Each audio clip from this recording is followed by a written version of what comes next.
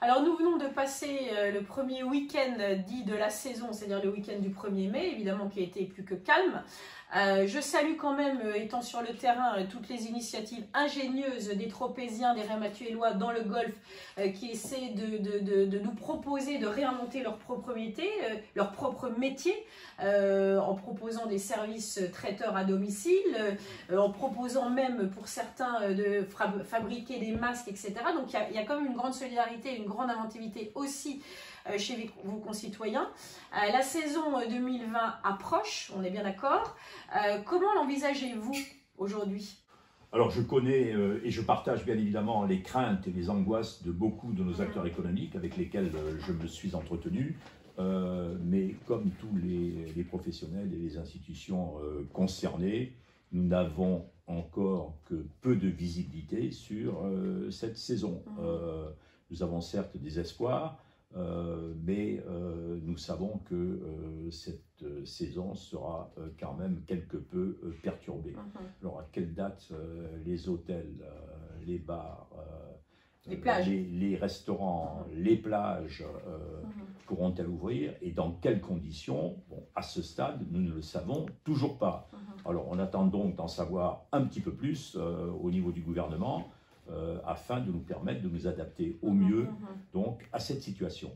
Alors en vue de nous y préparer, parce qu'on y travaille déjà depuis un certain temps, on n'est pas resté inactif, donc les pistes de réflexion ont été explorées et des plans d'action sont actuellement en train d'être élaborés, encore une fois au vu des informations dont nous disposons, élaborés avec les commerçants et les professionnels des divers secteurs du tourisme. Une réunion a lieu aujourd'hui même avec tous ces professionnels, avec aussi les représentants de la communauté de communes. C'est mon adjointe Sylvie Siri, donc, qui est responsable de l'activité économique, donc, qui représente la ville à cette réunion.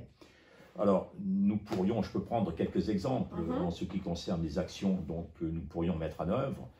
Par exemple, nous pourrions porter la gratuité du parking du port à 5 heures et nous pourrions étendre celle des parcs-mètres d'un quart d'heure à 1 heure, ce qui permettrait donc amplement de faire ses courses. Alors, nous pourrions aussi autoriser au cas par cas, en fonction de leur secteur de localisation et de leurs caractéristiques propres, aussi de l'aménagement qu'ils seront à même de réaliser. Donc une extension exceptionnelle des terrasses et des bars sur le domaine public afin de leur permettre donc de s'étendre en respectant les distances.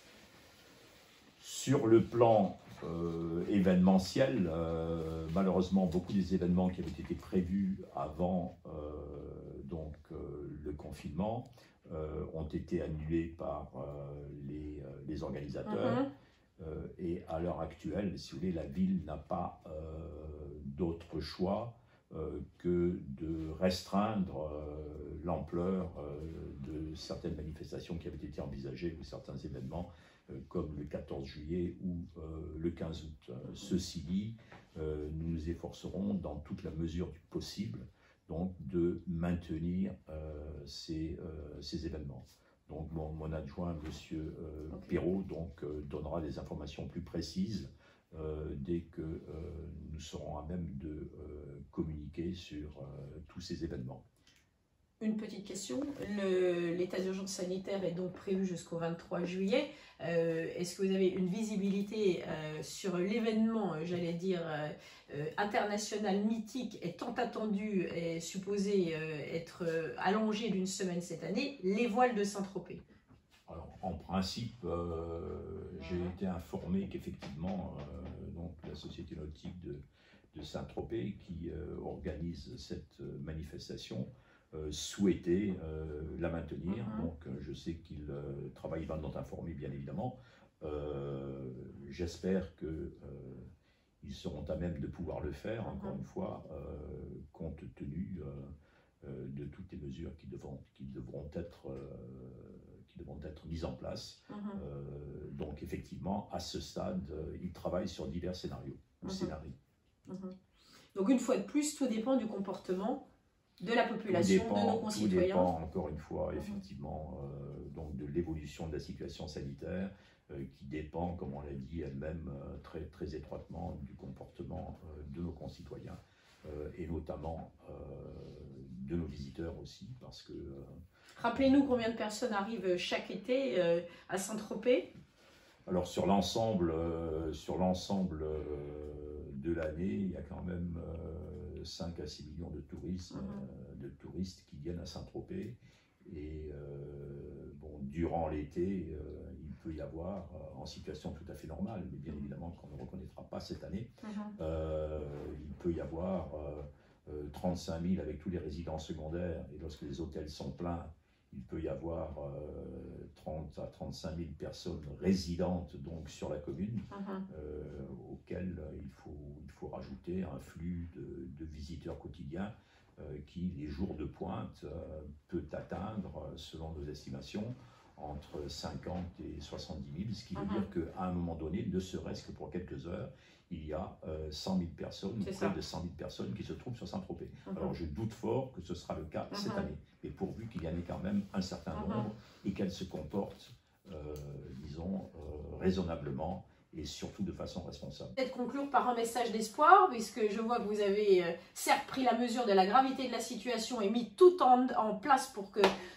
nous soyons protégés. Néanmoins, vous pourriez peut-être conclure par un message d'espoir. Très certainement, vous le savez, les services de la ville et les élus sont au travail.